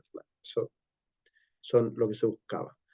El asistente de arriendo, bueno, aquí hay 3 ejercicios que los usamos en las capacitaciones para que se los voy a dejar, aunque me reten, pero les va a servir como para tener una idea de más o menos cómo debería estar funcionando el sistema. ¿Ya? Esto en realidad no los vamos a revisar porque me interesa más ver otro tema, creo que son 4 ejercicios los que están, digamos, con sus resultados y los cálculos que se utilizaron. Les vamos a hacer llegar la PPT, como les decía, a través de la cámara para que la puedan revisar y analizar respecto de... Voy a hacerle alguna edición por ahí antes de mandársela así porque tengo que eliminar algunas cosas que no estaban. Por ejemplo, hay por ahí una PPT donde dice que al final hay un decálogo de cosas que en realidad no están, pero tengo que hacer ese ajuste. Ya, eso era la presentación propiamente tal de las modificaciones del formulario 22 y del asistente de arriendo, que era un poco lo que quería conversar respecto de la operación renta. Yo les comentaba también al principio de la reunión que me interesaba que viéramos un ejercicio de asignación de créditos, que esto se lo voy a mandar también a la cámara para que lo tenga y se los pueda compartir. Que básicamente es cómo se hace la asignación de créditos cuando yo tengo un contribuyente que recibe o hago la asignación de estos créditos, sobre todo cuando hay crédito IP o créditos del 2016. Hemos detectado hartos problemas con la asignación de crédito, que nos está generando hartas contingencias con los contribuyentes, producto del 14 letra número 7, que básicamente, si el contribuyente asigna mal un crédito, el servicio entiende que lo tiene que pagar el contribuyente. Entonces, el ejercicio básicamente es un ejercicio que está en la página del servicio. Ustedes saben que todos los años el servicio sube un set de ejercicio del año. Este ejercicio yo lo tomé de ahí, lo modifiqué, no está precisamente o exactamente igual en la página del servicio, pero sí, si les ha tocado revisar esos ejercicios, reconocerán al señor Escudero y a la señorita Arriagada, las reconocerán desde esa base. Pero lo que traté de mostrarles en este ejercicio, que insisto se los voy a mandar, es cómo se hace la asignación de los créditos y de la distribución. En el caso de este ejercicio, digamos, el retiro se hace cronológicamente. El primero que retiró es el señor Escudero, que retiró 100 millones, y como hay RAP, lo primero que se va es el RAP. Y después empiezo a hacer la distribución. Yo la hago hacia abajo, ya en general en los ejercicios ustedes ven una distribución que es única y que aparece el retiro del socio Escudero y los créditos que se llevó, pero a mí me gusta más y creo que es más didáctico cuando uno va mostrando línea a línea cómo va haciendo la distribución, cómo se va llevando el crédito en cada una de las etapas. Y para eso tengo esta tablita que está acá al lado, que está linkeada. O sea, básicamente el análisis que voy haciendo, y explico uno rápido y después los demás lo entienden bastante fácil. Lo que digo acá es, el contribuyente tiene un crédito, el primer crédito que se tiene que llevar es el crédito no sujeto a restitución con devolución. Este es el primer crédito que se tiene que llevar. Siempre recuerden, se van consumiendo los créditos de izquierda a derecha en el registro.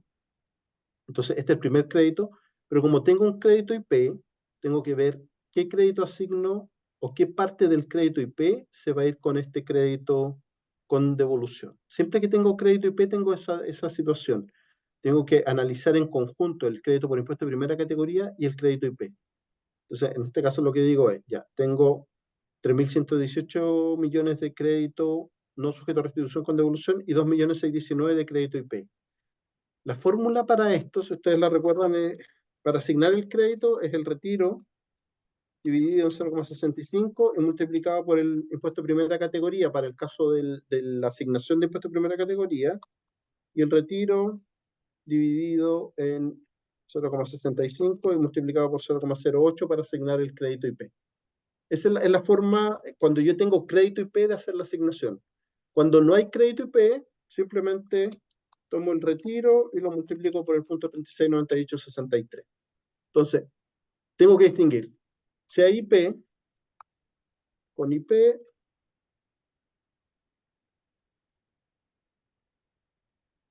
sin IP. Entonces, lo que hago básicamente es tomar esta fórmula y despejar la incógnita. O sea, qué, qué monto debería retirar para que dividido por 0,65 multiplicado por el 27%, en este caso me dieran 3.118.000. Entonces, el monto del crédito dividido por 0,27, que aquí está multiplicando, y multiplicado por 0,65 que está dividiendo, me da el monto del retiro. Si yo retiro 7.506.000, me llevo a 3.118.000 de crédito. ¿Cuál es la máxima utilidad que me puedo llevar asociado a estos 2.619.000? 21 millones. ¿Cuál es el retiro pendiente de asignación? 83 millones. ¿Y cuál es mi saldo ROI? 89. De estas cuatro utilidades, yo me llevo la menor. Entonces, mi primera imputación sería raíz con crédito no sujeto a restitución con devolución EIP por 7.566.000. Me llevo todo el crédito y me llevo una parte del IP. Y después voy con la segunda utilidad. Digo ya, la segunda utilidad que tengo son 11.685.000 y me queda crédito IP por 1.696.000. Y hago el mismo ejercicio. ¿Cuál es la máxima utilidad que me puedo llevar para retirar los 11 millones? ¿Cuál es la máxima utilidad que puedo imputar para llevarme el 1.696.000? ¿Cuál es el retiro pendiente y cuál es el RAI que me queda? De los cuatro, el menor. Entonces, con la segunda imputación me llevo el IP, me llevo todo el IP. Y ya la tercera ya no tengo IP, entonces me voy con la norma general. Aplico a los 5.690.000, que es el saldo que me queda acá después de haber hecho esta imputación, lo divido por el punto 369863 y me da el monto de la utilidad que puedo retirar para sacar estos 5 millones. El retiro pendiente y el RAI, y voy imputando hacia abajo hasta que consumo todo el retiro del socio escudero, con los créditos que le corresponden.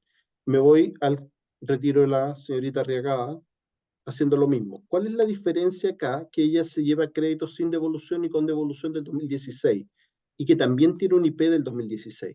Y aquí es donde el tema se pone un poquito más complejo, y haciendo complejo esto, porque yo tengo que hacer un análisis respecto del factor TEF. El factor TEF que tiene este contribuyente es 0,261848. ¿Cómo saco el factor TEF? Sumo los créditos, 6 millones más 14 millones, y lo divido por la suma del IP más el STUT. Esta norma cambió a contar del 1 de enero del 2020, con la 21.210. Hasta el 31 de diciembre de 2019 yo sumaba los créditos y lo dividía por el STUT neto, pero se generaba una desviación cuando había crédito IP. Entonces, como tomamos conciencia de esa situación, se instruyó que había que sumar el IP al STUT para calcular el factor TEF. Entonces, tengo un factor TEF que es de 0,261848. Eso es similar al factor del 0,369863. ¿Ya? Ese es el paralelo que yo hago. Digo, asigno los créditos del 2017 con un factor del 0,369863 y los del 2016 con un factor TEF del 0,261848. El factor del 2017 está asociado a una tasa de primera categoría del 27%. Si yo tomo el 0,369863 y lo divido por 1 más 0,369863, me da 0,269999, redondeado a 0,27. Entonces, hago lo mismo con el factor TEF. Ese factor TEF está asociado a una tasa de primera categoría del 0,207512. El IP se asigna siempre con tasa del 8 para un 14 letra A. Este ejercicio está para un 14 letra A. Y por lo tanto, este factor del 65%, que es básicamente 1 menos 0,27 más 0,08, o sea, 1 menos 0,35, se transforma en 0,712485. ¿Ya? Acá yo no he visto instrucciones respecto a la cantidad decimal, así que yo los uso todos, pero podrían haber diferencias por los decimales que ocupo. O sea, respecto al factor TEF, hay un límite de 6 decimales. Se trunca con 6 decimales. Pero esta instrucción del redondeo no la tengo yo, no la conozco, así que uso todos los decimales. Y voy asignando el 2016 también con crédito IP y con el mismo mecanismo. Este ejercicio se los voy a mandar, está con fórmula, está todo linkeado, revísenlo, analícenlo, espero les sea útil, de verdad, yo lo uso harto cuando me toca hacer clase y a veces acá también en la oficina me ha tocado dar algunas charlas respecto de esto y me parece que es bien didáctico para entender cómo se hace la asignación, sobre todo, como les digo, respecto del crédito IP y del crédito IP del 2016. ¿Ya? Se los voy a hacer llegar para que lo tengan y de verdad espero que les pueda ser útil en sus labores. Eso es la presentación, eso era lo que quería comunicarles hoy día. Veo que ahí en el chat ahí se movió, no sé si hay preguntas, don Adolfo, que Sí. podamos responder. Hay varias Ahí. preguntas. No sé, Rodolfo, si quiere que la Hernán, ayude con las preguntas. ¿Sí? exactamente, ayúdelo Y a Ricardo. yo lo voy leyendo, Ricardo, y tú vas disparando, ¿ya? Ya, pues, Del si punto se de vista puede, veamos, académico. Ahí veamos si vamos, vale en la cámara. ahí No, pero vamos. desde el punto de vista académico, digo yo. Ya. Primera pregunta dice, si vendo un DFL2, de los dos primeros, ¿implica que estaba el segundo y tercero pasan a ser primero y segundo Sí. durante el año? A eso se está refiriendo. O sea, si Obvio. durante el 2023 yo vendí un DFL2, en la primera mitad del año tenía 3, esos dos el 1 y 2 querían exento y el 3 quería afecto. Y si durante el año vendió el tercero, o sea, vendió el 1 y caerían los dos primeros, digamos. Durante la segunda mitad tendría solo 2 DFL2 y esos 2 DFL2 tendrían el beneficio. Es rara la figura, pero Y espero, raro la espero que figura se porque haya se entendido. genera justo una venta entre medio. Entonces, al final uno puede Exactamente, decir, si Claro. sacamos la cuenta final de año, es más fácil, pero hubo movimiento en el año. exactamente. Cuando hay movimiento en el año, hay que hacer el análisis a lo largo del año. Sí, y Dice, ahí tendría que probablemente agregar ese activo que vendió, porque probablemente en el asistente no me queda claro que le vayan a aparecer los 3 activos, porque el asistente levanta lo que estaba a la fecha de cierre. Al 31, claro. Claro, pero las Exactamente. rentas que tuvo por la primera mitad del año debería declararlas. claro. Entonces, sí. Después dice, independiente de las fechas de compra inscrito, lo que importa son aquellos que generan renta. Para efectos de considerar el número de propiedades, como se debe considerar los estacionamientos y bodegas asociados a un departamento. A ver, lo que la norma dice es que los dos primeras propiedades adquiridas que sean de FL2 tienen el beneficio. Por lo tanto, nosotros entendemos que lo que manda es la fecha de adquisición, más que si generan o no renta esos bienes. O sea, no es que yo pueda elegir dentro de mis departamentos a cuáles les voy a asignar el beneficio. O sea, si yo tengo 4 departamentos, los 4 son de FN2, y yo vivo en el 1 y le cedí el 2 a mi hija, los 2 que me quedan pagan. Los últimos 2, digamos, pagan. Me decía un amigo, me decía, entonces me tengo que ir a vivir al 3 y 4. Sí, o sea, fríamente, sí, tendréis que Claro, moverte al 3 y 4. ¿Y me vais a aplicar NGA por eso? Bueno, si tu única razón de cambiarte es esa, lo voy a pensar, pues le dije, pero en realidad, claro, o sea, entendemos que esa es la situación. Ahora, cuando los estacionamientos y las bodegas quedan asociadas al departamento, eh, eso sigue en la suerte del departamento. Yo claro. entiendo que Sí, sigue en claro, la efectivamente. suerte del departamento. Efectivamente, Ricardo, cuando uno visualiza que fusiona roles, por decirlo de una forma más Ujú, simplista, ¿no es cierto? claro, Efectivamente asume que todo DFLO siendo un estacionamiento, uno de ellos. claro, Sí. sí, De la- exactamente. Entonces ahí queda amarrado a la fecha del departamento. Dice, una propiedad de FL2, si se encuentra desocupada durante el año y es la tercera propiedad de FL2, ¿debe igual pagar el impuesto? La renta es Ah, renta efectiva. La perfecto. tributación de los bienes raíces hubo un tiempo en que era efectiva o presunta, que era más entretenida la renta, porque uno tenía que calcularse más del 7%, pero si la Ah, renta era más claro. del 11%, te pasaba Sí. efectivo y no podía optar por presunta. Hace muchos años Sí, eso, Hace Ricardo. muchos años, sí, pero hace años que la renta es efectiva. O Sí, sea, si usted sí. arrendó, usted tuvo ingresos, te paga. De hecho, uno de los problemas que nos presentaban era que de repente los corredores de propiedades informaban bienes que ellos habían arrendado en el año anterior y todavía parecía que habían tenido renta durante este año. O qué hacía la gente, por ejemplo, que me decían, oye, pero es que yo lo tengo arrendado y no me han pagado el arriendo. O sea, tengo problemas con mi arrendatario que no me ha pagado. Es renta efectiva. O sea, si usted percibió el arriendo, usted lo declara como percibido. Ricardo, mira, yo creo que Exactamente. hay un punto súper relevante porque cuando uno ve la declaración jurada, la 1935, ¿no es cierto? Dice eso le hace percibida o devengada, o porque es sobre renta efectiva, y la renta efectiva puede ser pagada o estar en cuenta por cobrar. Y ahí es donde está de repente la Sí, disyuntiva de las personas. exactamente. Por ¿Mm? eso es editable. Por eso es editable, porque en general si la 1835 puede involucrar también a personas jurídicas o a empresarios individuales que deberían tributar en base a percibido de vengado de acuerdo al régimen en el que estén. Pero, por ejemplo, el tema de la explotación de bienes raíces, que fue un tema que generó harta controversia en su momento, lo saca del 14D lo saca del 14D. Si yo tengo una sociedad de inversiones que me dedico a explotar bienes raíces, me tengo que ir al 14 letra A, porque se entiende que más del 35% de mis ingresos provienen y en las circulares decían, lo sacan, yo me acuerdo que eso generó controversia en algún momento, no es el universo que yo fiscalizo habitualmente, entonces no he hecho un seguimiento de si esa controversia se decantó y fue lo que fue nomás, o todavía hay gente que la pelea. Pero esa situación debería ser percibido de vengado cuando es una sociedad, pero una persona natural tributa en base a ingreso percibido. Bueno, otra pregunta que ya Efectivamente. la respondiste, pero solamente para Mm. enfatizar. Dice, ¿cómo se hace el asistente si cuando se arrienda un departamento con estacionamiento y bodega por un solo valor o esto se desglosa? No, se pueden unir los roles, se Claro. unen esos 3 roles, el asistente permite, cuando yo hago ese arriendo, justamente para evitar eso de cómo voy a desglosar un arriendo, si yo le cobro 400.000 pesos a una persona, ¿cómo distingo qué partes por el estacionamiento, qué partes por la bodega, qué partes por el departamento?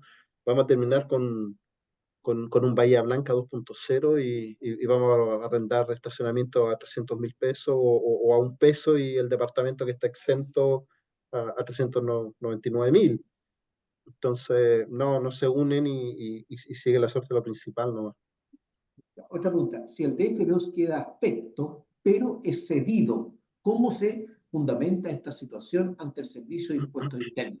Después dice, Bueno, esta en situación, el asistente existe la opción de cedido. Y bueno, ahí si lo llaman a fiscalización tendrá que tener la evidencia de que está cedido, ¿no? Ahí la verdad es que creo que es más legal el tema. Si fuera le entregan un usufructo, podría haber una escritura, podría haber alguna cosa. Si lo está haciendo, yo le recomendaría que lo hiciera la sesión ante notario por un tiempo, o sea, que tenga una evidencia ahí sustentable de que no está haciendo percibiendo, tengo una prueba, digamos. Oye, y Probar hay un un tema negativo es que, difícil. claro, y se lo pone como uso personal el departamento, que en definitiva a lo mejor tiene el papá y se lo pasó a la hija, para que diga, porque la hija, por el Ya, pero momento, es por que, decir algo, él es de Concepción y la hija vino a estudiar a Santiago y compró un departamento y se ¿Mm? lo cedió a la hija para que pueda estudiar aquí en Sí, República con la Alameda, por ponerte un ejemplo. Yo creo que lo pone ahí, cedido, a ver, lo complejo sería que a más de un bien le pusiera uso personal. O sea, en este caso, si yo se lo cedo a mi hija, yo le pondría que está cedido, que está entregado en usufructo, que está cedido digamos, que está en cesión. Pero no le colocaría uso personal a más de un activo. Ahora no puedo vivir en dos lados al mismo tiempo. Salvo que tenga Podría, propiedades en la playa, Ricardo. claro, o sea, como decían, ¿no? Que de repente pueda ser una persona que se mueve mucho entre dos ciudades y tenga Claro. propiedades en ambas como para estar parcialmente. Hay bueno, hay gente, eh, la misma gente que vive en Rancagua y viene a trabajar a Santiago y puede tener acá un departamentito para quedarse en la semana y vivir en su casa Exacto. con su familia los fines de semana, pero ahí se complejiza un poco el tema. Pudiese haber una contingencia, pero al final si hay evidencia y prueba, porque, la cosa porque pasa. en definitiva no habría una renta, porque como tú dijiste, Exactamente, Ricardo, obviamente uno está buscando la renta para efecto de llevar su tributación personal. exactamente. Quizás aquí, Ricardo, habría que enfatizar que el peso de la prueba es del contribuyente. Claro. Sí, sí, pero cuando el servicio quiere cobrar, el servicio tiene que demostrar que hubo una renta ahí también. O sea, si el contribuyente me dice yo no tengo renta, cómo demuestro un negativo? ¿Cómo No, lo negativo no. claro, Eso está claro. ¿Ya? yo tendría como servicio que demostrarle que Lo sí negativo tuvo no. renta, Sí, Claro, que en yo lo tuve renta, negativo no. pero siempre es posible establecer un mecanismo y es un tema que para evitar contingencias y juicios, lo bueno es tener esa evidencia. Por eso digo, de repente si uno hace la cesión a un hijo, a un familiar, tener una escritura, tener algo ante notario donde diga yo le cedo esta propiedad por X cantidad de tiempo o cedo el uso y goce de la propiedad hasta que fallezca o no sé, hacer algún tipo de documentación que permita efectivamente tener esa certeza de que esa propiedad está en un tercero. Pero es Claro. complejo el Sí. tema de la cesión de bienes raíces y de las situaciones que se van a ir planteando. Es el primer año que estamos en este mundo claro, y porque probablemente van a aparecer mucha casuística muy puntual y particular y ahí vamos a ir viendo cómo se va resolviendo y qué evidencia se va solicitando a medida que va avanzando, pero siempre es bueno ser un poco precavido respecto a estos temas. esta pregunta, si tiene solo una propiedad que es de FL2 y por lo tanto no tributa, igual debe llenar el recuadro con los montos de arriendo mensual. Si tienes solo una propiedad que es de FL2 y es persona natural, Claro, está preguntando no. si igual debe llenar el recuadro, porque Yo independientemente no entiendo hay que ni tributación. siquiera se le va a activar. Si mal no recuerdo de la presentación, en la presentación manifestamos que para personas que tuvieran un solo bien raíz, que fuera o no de FL2, eh, a ver, personas naturales tienen que tener mínimo una propiedad en nómina para que exista el asistente. Para que exista el asistente tiene que tener una propiedad y estar habilitado directamente en navegación cuando sea tomado propiedad. Ya, ¿se le va a llenar? Sí, tiene que llenar entonces el formulario. Sí, tiene que llenarlo. Y después el sistema le va a decir, no, usted no tributa por este monto. Si le aparece, dice Jessica González ahí abajo. Entonces, ella está en la situación. Sí, si le aparece y tiene que llenarlo y el sistema le va a decir que no tributa porque está en la exención. ¿Qué pasa con los casos que solo aparece el número de rol y no permite modificar y tampoco permite eliminar el inmueble? Es que no hay que eliminarlo, hay que colocarlo que no reconozco este inmueble. O sea, si él dice que el inmueble no es de él lo que hace es no reconozco este inmueble. Y si él considera que ese rol no corresponde al rol de la propiedad que él tiene, agregue una propiedad con el rol que él considera que es el correcto y complételo con esa nueva propiedad para tener la certeza de que no está subdeclarando ningún impuesto.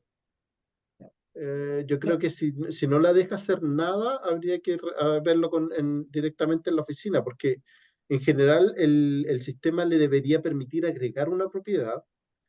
La que aparece en el sistema, ella no la puede modificar en cuanto al tema de que no puede modificar el rol, pero sí podría colocar que no reconoce esa propiedad. O sea, si no le permite ni siquiera eso, habría que ver el caso puntual para ver por qué está con ese tema.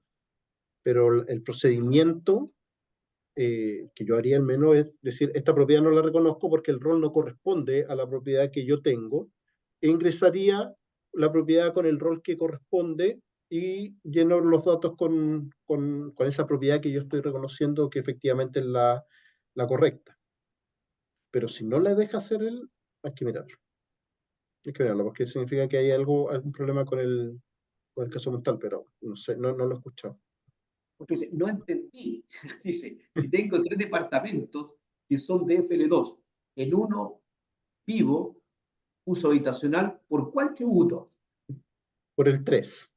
Por el Si él tiene 3 departamentos, vive en el más antiguo, aquí lo que tenemos que ordenar es la fecha de adquisición de esos 3 departamentos. Yo entiendo de la pregunta que él tiene el departamento 1, el 2 y el 3, considerando del más antiguo al más nuevo. Y él vive en el más antiguo, en el número 1, en el primero que compró. Y después compró 2 más para inversión. Debería tributar por el tercero, solo por el tercero. El 1 y el 2 están exentos.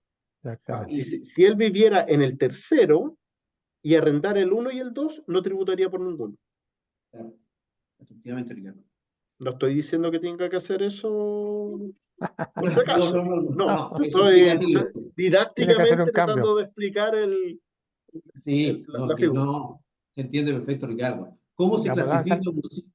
La mudanza le puede salir compleja. Claro. Dice, ¿cómo se clasifica un sitio oriazo? Los sitios oriazos no son de FL2 de partida, por lo tanto es un sitio no agrícola que tiene, si lo tiene arrendado, debería tributar por ese bien como un no de FL2, digamos, como un bien raíz no agrícola, ¿no? Depende para qué lo use, si lo tienen como playa de estacionamiento, si lo tienen como lugar para colocar, no sé. Pero debería tributar como un bien raíz cualquiera, ¿no? Sin ningún tipo de beneficio. De hecho, los sitios oriazos hasta están castigados por el lado de las contribuciones. Así que coloque una caseta, aunque sea arriba, para que no lo castigue tanto. Luce de bodega, ya. Voy a cambiar un poco de tema porque hay una pregunta relacionada con créditos. Ya dice, una empresa ProPyme general recibe dividendos y sus créditos reajustados. ¿Los dividendos se consideran sin reajuste como también el crédito que se registra en los registros de renta empresariales? Es ProPyme. Es ProPyme. O sea, sí. Una 14 de 3. Yo creo, sí, no, tiene que ser un de 3 porque el de 8 lo debería incluir en la base imponible. Claro, y el dividendo y los créditos se van a la base imponible y se le asignan a los socios en el caso del de 8. Claro. En el caso del de 3, el dividendo no entra al registro, entra al RAI. Tienen un mecanismo simplificado de asignación, de construcción del RAI. Por lo tanto, ellos determinan la rentabilidad imponible y al capital propio del año anterior le van sumando, digamos, esa renta líquida que determinan. Y los créditos entran a valor histórico al registro. Sí, se mantiene un poco el principio del FUT de todo lo que entra a valor histórico y todo lo que sale reajustado, que era como el principio que usábamos en esa época. Pero en el caso del D3, lo que sale también sale a valor histórico, porque no reajustan, en ese caso sale a valor histórico. Y ahí no sé, enfatizando usted, Ricardo, que la declaración jurada de retiro o de dividendo es así actualizada, porque su objetivo es ir a global o a los impuestos finales. Claro, pero al registro, que era lo que yo entendí en la pregunta, entran a valor histórico. Cuando yo los asigno, le digo, y ahí lo informo reajustado en DJ. Ahora entró una última pregunta, dice, y cuando vende un DFL2, ejemplo, el primero, se compró uno nuevo, el segundo pasa primero y el tercero a segundo. Eso lo habíamos contestado antes, ¿no? Sí, lo habíamos contestado. Sí. Repitió la pregunta. Sí, exactamente. O sea, si yo tengo Lo que yo vería es si en el asistente me aparecen los 3 de FL2, porque entiendo que levantamos la información el 31 de diciembre, entonces deberían aparecer los 2 que le quedan al final. Entonces lo que debería hacer ahí es agregar el tercero que vendió para reconocer esas 2 primeras rentas Y que aquí tuvo por la primera mitad del año. la última pregunta, ya por la hora también, yo sé que tiene otras actividades, dice, y aquí voy a cambiar de tema, ni de FL2, sino hablar un poquito de otro concepto. Dice, ¿cómo se considera el 15% retenido en una APB cuando el contribuyente no es pensionado? Cuando no es pensionado. No es pensionado.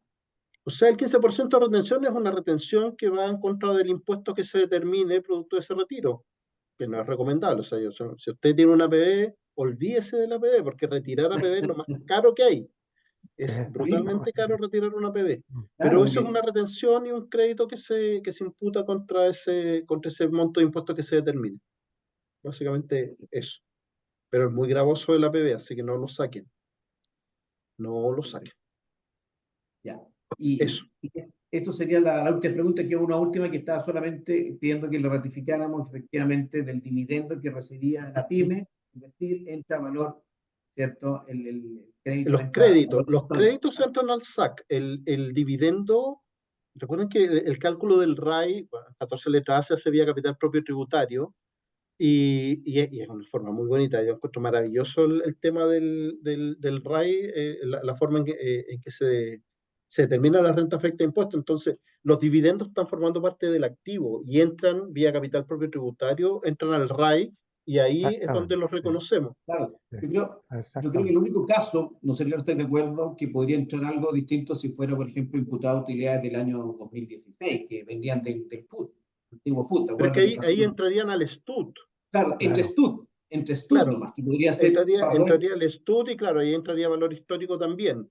Y podrían ser utilidades exentas o no claro, grabadas, pues, que el dividendo se esté abre una imputado caja a de algún tipo. Pandora. Claro, entonces ahí uno lo lleva al REX, pero un dividendo afecto que viene con un crédito, entendemos, o en ese universo, digamos, el dividendo propiamente tal entra vía RAI y vía RAI a través del capital propio tributario. Y los dividendos entrarían, en el caso del STUT, entrarían a valor histórico junto con el crédito, para mantener la correlación del factor TEF que trae ese dividendo. O sea, al final esa es la idea de controlar el STUT. El STUT no es una utilidad que se asigne a un retiro, lo que yo asigno es el crédito y rebajo el STUT básicamente para mantener esta correlación de el factor TEF. A ver, si yo solo saco crédito sin sacar el STUT, se me pierde esa correlación. Una empresa que está, digamos, ordenadita, el factor TEF que yo determino a principio de año debería ser el mismo que está a final de año, a menos que haya recibido utilidades durante el año. Eso pudiese afectar ese factor TEF. Pero si yo no he recibido utilidades y asigné créditos, mi factor TEF varía en milésimas. Varía en milésimas en función de básicamente porque tengo que truncar y eso me afecta en cierta medida digamos, la asignación. Pero no es que yo esté asignando utilidades del STUT.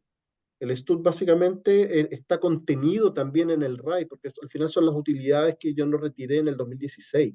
Y todas las utilidades están en el activo. O sea, yo siempre que le explico a mi alumno, le digo, su activo, todo su activo, o es capital, o es deuda pasivo exigible, o son utilidades que tiene la empresa. Y por eso el RAI es tan bonito, porque yo tomo el RAI, tomo el capital propio tributario y digo, al total de activos, le saco el pasivo exigible.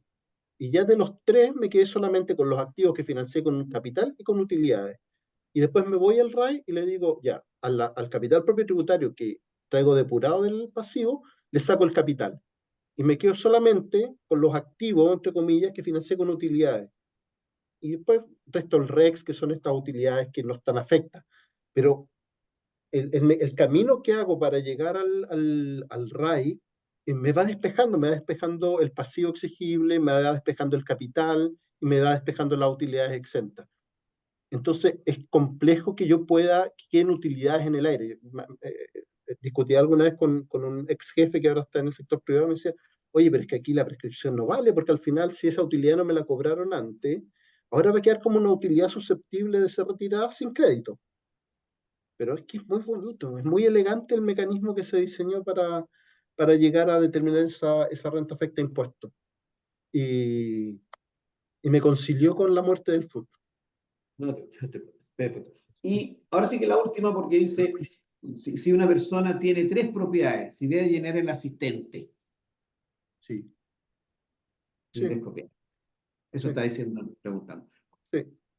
Ricardo, no hay más preguntas. Feliz de estar de nuevo con ustedes. Lo sacamos un poquito, te presionamos harto con las preguntas ya. No, maravilloso. De verdad, eso es lo que más enriquece, digamos, el tema, Sí. es poder ir discutiendo y que la sensación al menos de que la gente logró entender bien lo que se trató de transmitir. O sea, hacer la presentación y que nadie pregunte, les mando una grabación nomás, pues, para que no nos preocupamos de tanto. Les hago una grabación y se las Al mando y las contrario, subo. Ricardo. Pero lo entretenido y lo valioso es esta misma interacción con la gente que está escuchando la presentación. Y también te da la certeza que la están escuchando, porque al final uno dice, Sí. ahora se habrán conectado mientras hacían el almuerzo, no sé. Entonces, es muy enriquecedor poder tener estas conversaciones. Perfecto. Gracias, Ricardo, y le paso la palabra a don Adolfo, nuestro presidente. No, como siempre, Ricardo, es lo que vamos a pedir, que siempre estés tú aquí en estas presentaciones, digamos, ¿ya? Para nosotros vas a ser como número puesto. Enriquecedor. No, gracias, Ricardo, como siempre, por tu colaboración, ¿ya? Y la amabilidad en contestar las preguntas que siempre hacen nuestros participantes. Pero como dices tú, eso es lo enriquecedor en todo este tipo de cosas, ¿ya? Estaremos nuevamente en nuestra oportunidad y, como siempre, a vuestra disposición. Muchas gracias. Feliz de Gracias a poder todos los compartir que con ustedes. participaron. Nos Chao, vemos. chao. Chao, chao. Vamos. Bye, bye.